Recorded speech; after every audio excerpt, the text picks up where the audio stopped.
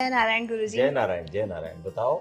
आज हम आपसे बहुत अच्छी जानकारी लेने वाले हैं जो कि शायद बहुत इंटरेस्टिंग रहेगी कुछ लोगों के लिए, शायद कुछ लोग बोर हो, लेकिन हमारे गुरुजी अपनी बातों से उस सब चीज़ों को इंटरेस्टिंग बना देंगे। गुरुजी, महाकुंभ के बारे में कुछ बताइए, ये होता क्या है? देखो, सनातन संस्कृति में महाकुंभ का बहुत बड़ा महत्व है और इस वर्ष 2025 में प्रयागराज में महाकुंभ होने जा रहा है। तो पिछले बार जब प्रयागराज में महाकुंभ लगा था तो 20 करोड़ लोग आए थे और 156 देशों के लोग आए थे।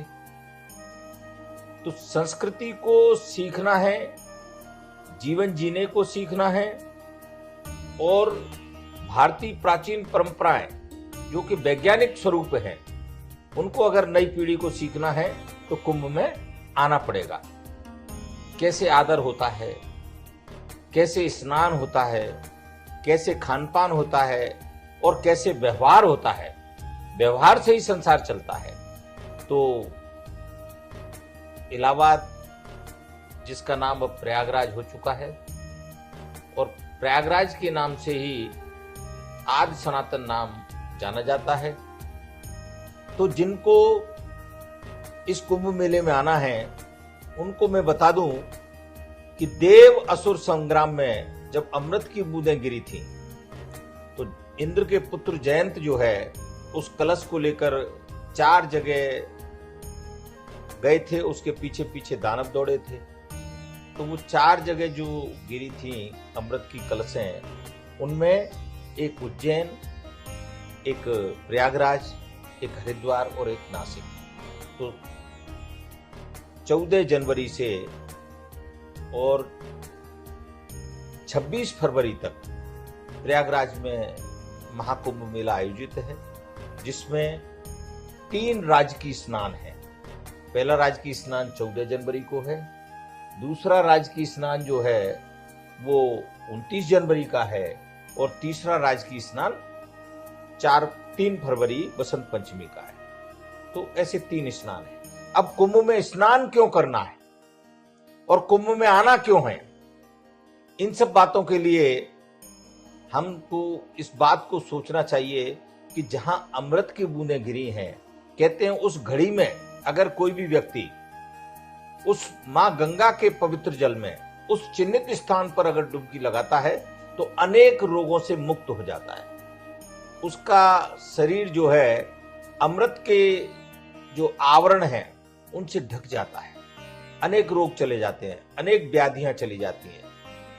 तो अपने तन को शुद्ध करना है, अपने मन को शुद्ध करना है और अपनी आत्मा को पवित्र करना है। तो उसके लिए कुंभ मेले में आना नई पीढ़ी को बहुत जरूरी है। एक्चुअली गुरुजी, मैं आपसे यही क्वेश्चन अगला पूछने वाली थी कि न्यू जनरेशन, जो हम ऐसे बोलते हैं ना कि चलो आपने कहा रोग मुक्त हो जाता है शरीर, तो असम्पशंस कैसे होते हैं कि ये तो दादी नानी का काम है, पापा मम्मी का काम है, तो यंग जनरेशन कैसे इस चीज़ के लिए इंटरेस्टेड हो कि हमारे सनातन को उन तक भी पहुंचाएं, तो वो कैसे पॉसिबल है, कैसे उन्हें प्रेरित किया जाए इस चीज़ के लिए? देखो, नई जो जनरेशन है ये पश्चिम सभ्यता की ओर भग रही है एक्चुअली, और जब तक उसको मालूम नहीं पड़ेगा कि कुंभ में आने से उनका कौन सा स्वार्थ पूरा होना है, तब तक वो लोग नहीं आएंगे। तो अगर नई जनरेशन को ये मालूम पड़ जाए कि पूरे विश्व के ज्ञान को लेने के लिए हम पूरे विश्व में ट्रेवल करते हैं, और उस कहते हैं एक कहावत है, या ज्ञान ले लो या फिर लो, 2 तरह से व्यक्ति ज्ञान लेता है। तो एक तो ज्ञान पढ़ाई के द्वारा लेता है और दूसरा ज्ञान लेता है आदमी घूम के। तो अनेक कंट्रियों का अगर ज्ञान नई पीढ़ी को लेना है, व्यापार व्यवसाय करना है, तो इस ज्ञान के लिए भी उसको कुंभ में आके सीखना बहुत जरूरी है, क्योंकि हर कल्चर एक साथ आता हो। क्योंकि सारे कल्चर, हर कंट्री का व्यक्ति आ रहा है, वो किस तरह काम कर रहा है, कैसे स्नान कर रहा है, वो अपने ग्रुप के साथ कैसा व्यवहार कर रहा है।